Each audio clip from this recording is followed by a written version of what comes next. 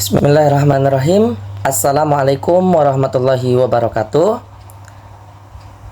Perkenalkan, kami dari kelompok 9 yang terdiri dari Cahya Kamila, Aditya Rahman, Putri Rizky Nurafifah, dan Muhammad Ardiansah akan memaparkan hasil diskusi kami dengan judul Praktik Menulis Kritik Sastra dengan menggunakan salah satu pendekatan. Sebelum kita mulai, marilah kita berdoa terlebih dahulu agar apa yang kami sampaikan bermanfaat untuk kita semua. Berdoa menurut agama kepercayaan masing-masing dipersilakan. Berdoa selesai. Terima kasih. Baik, bahasan yang pertama adalah pengertian kritik sastra. Kritik berasal dari bahasa Yunani, yaitu krite, yang berarti menghakimi, dan kritik dari krinien yang berarti menghakimi. Kriteria berarti penilaian mendasar, dan kritis berarti hakim dalam kasus ini. Kritik biasanya dipahami sebagai jenis analisis yang mendetail terhadap suatu karya menggunakan penelitian teoritis untuk memberikan evaluasi, interpretasi, ataupun observasi terhadap karya tersebut. Karena kritik merupakan suatu evaluasi, maka teks kritis juga bertujuan untuk menjelaskan kelebihan dan kekurangan suatu karya. Selain itu, kritik juga dapat memberikan saran dan solusi kepada penulis karya tersebut.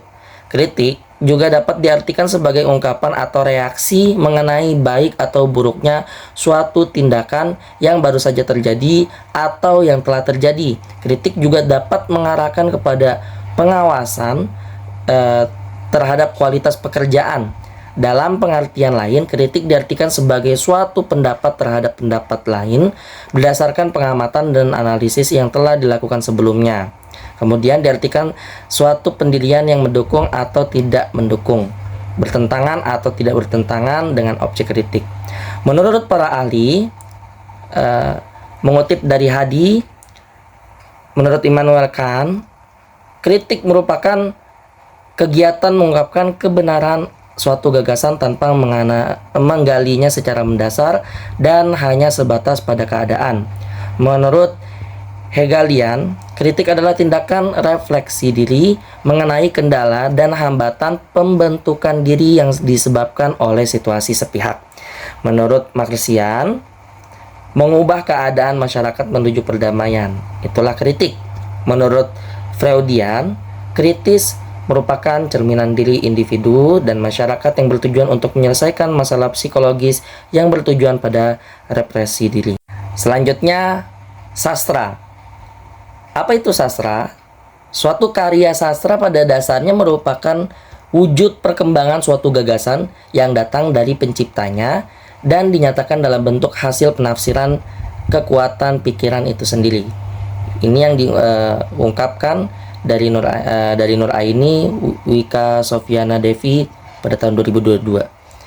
Kekuatan pikiran sendiri berasal dari kenyataan yang dihadapinya atau dari imajinasi yang diperolehnya. Sebelum mempelajari lebih jauh bagaimana karya sastra mengungkapkan realitas kehidupan, mari kita telusuri terlebih dahulu pengertian karya sastra dari dasar, yaitu sudut pandang ahli, yang kami kutip dari Nur Aini dan Wika Sofiana Devi tahun 2022.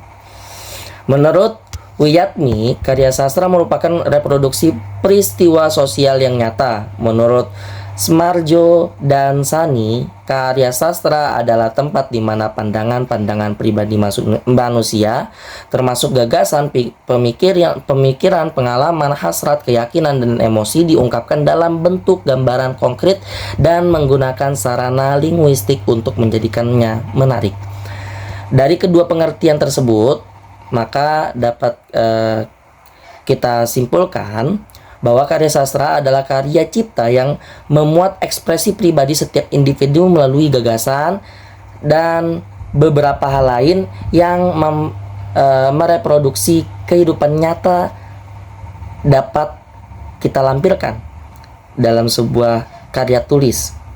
Jika karya sastra merupakan ekspresi dari hal-hal yang ada di dunia nyata, maka tidak jauh berbeda jika kita memandang atau mengkritisi karya sastra berdasarkan fakta-fakta yang ada di dunia nyata.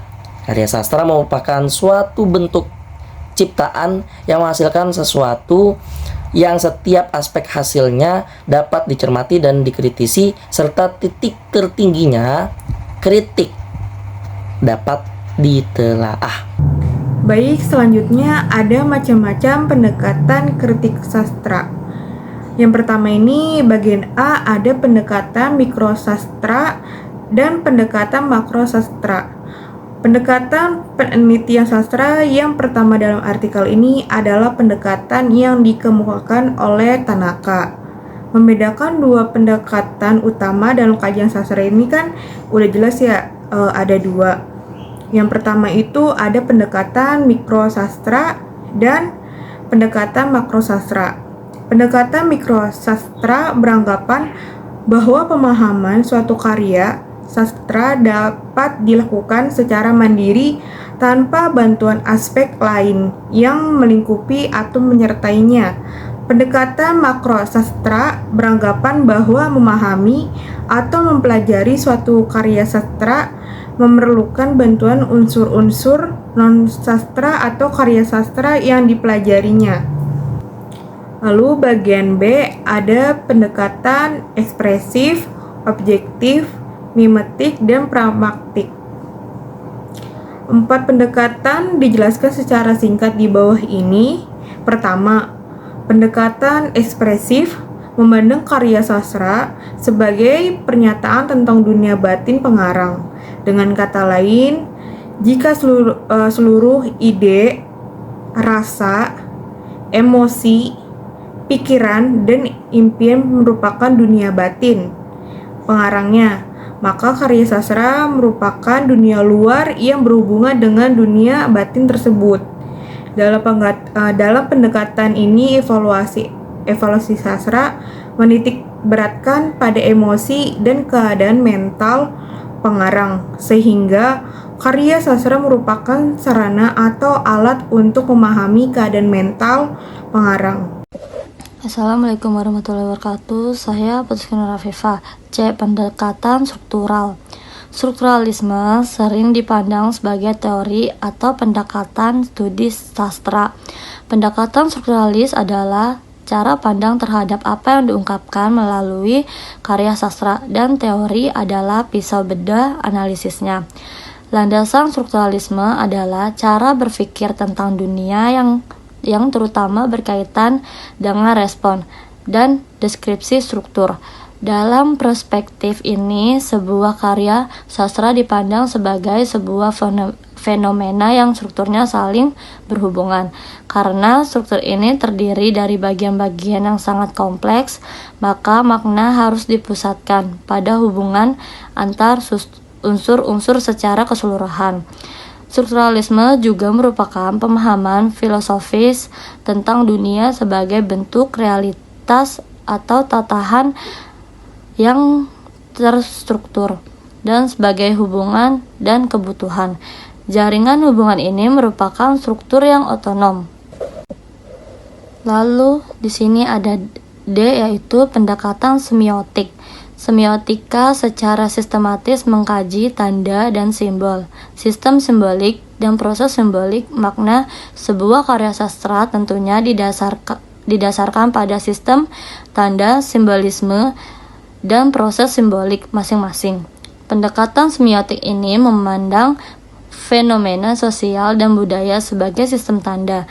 Tanda ini juga hadir dalam kehidupan sehari-hari. Misalnya, pada teks tersebut terdapat pecahan bendera putih di depan gang. Bendera yang dimaksud biasanya berwarna putih dengan simbol positif. Berwarna mencolok, namun bisa juga berwarna hitam atau hijau berdasarkan penggalan kalimat tersebut. Umumnya, orang akan mengira salah satu anggota keluarga di gang sedang berduka. E. Pendekatan reseptif. Pendekatan penerimaan berarti tanggapan. Dari pengertian tersebut dapat kita simpulkan bahwa yang dimaksud dengan resepsi sastra adalah reaksi pembaca terhadap suatu karya sastra. Pendekatan reseptif merupakan pendekatan yang berupaya memahami dan mengevaluasi karya sastra berdasarkan tanggapan pembaca. Respon pembaca terhadap karya sastra ada dua, yaitu respon aktif dan respon pasif. Respon aktif tersebut pada akhirnya dapat berupa komentar, kritik terhadap karya sastra. Reaksi pasif tercermin pada bagaimana pembaca mampu memahami karya sastra dan menemukan esensi estetis di dalamnya. Reaksi ini tidak terlihat oleh orang lain, itu bersifat pribadi dan ada di dalam diri pembaca. Pendekatan biografi Welek dan Warren menyatakan bahwa pendekatan biografi merupakan pendekatan tertua. Pendekatan biografi adalah studi sistematis tentang proses kreatif. F. Pendekatan biografis. Dalam pendekatan biografi ini, kreativitas pengarang menjadi titik krusial dalam memaknai sebuah karya sastra. Asal-usul suatu karya sastra diduga berasal dari subjek penciptanya atau pengarang yang menciptakan karya sastra tersebut. Oleh karena itu, makna sebuah karya sastra relatif identik dengan maksud, keinginan, pesan, bahkan tujuan tertentu dari pencipta atau pengarangnya. Dalam hal ini, untuk menafsirkan atau memahami suatu karya sastra, diperlukan sejumlah besar biografi pengarang, surat pribadi, dokumen-dokumen penting yang berkaitan dengan pengarang, atau foto, catatan media massa, resensi, aktivitas pengarang, dan wawancara. Karya sastra yang diciptakan dianggap sama dengan kisah hidup pengarangnya dan pernyataan-pernyataan pengarang dianggap benar. Sebagai anggota masyarakat niskaya, seorang penulis akan lebih sukses jika ia menulis tentang masyarakat di mana ia berada. Tidak hanya tentang apa yang diketahuinya, tetapi juga tentang segala sesuatu yang dilihat dan dialaminya dalam kehidupan sehari-hari. Meskipun penulis dianggap menikah dengan masyarakat dalam hal kreativitas, mereka tetap perlu mempelajari masyarakatnya sebelum memasukkannya ke dalam karya sastranya. Dilihat dari aktivitas kreatif atau proses kreatif, penulis dibedakan menjadi 3 jenis. Yang pertama, penulis yang menulis berdasarkan pengalaman langsung. Yang kedua, seorang penulis yang menyusun karyanya berdasarkan kemampuannya menyusun kembali unsur-unsur suatu cerita. Yang ketiga, seorang penulis yang mengarang musik berdasarkan imajinasinya. Penulis yang ideal adalah yang mampu menciptakan sebuah karya sastra dengan melalui ketiga proses tersebut tanpa ada pemisahan.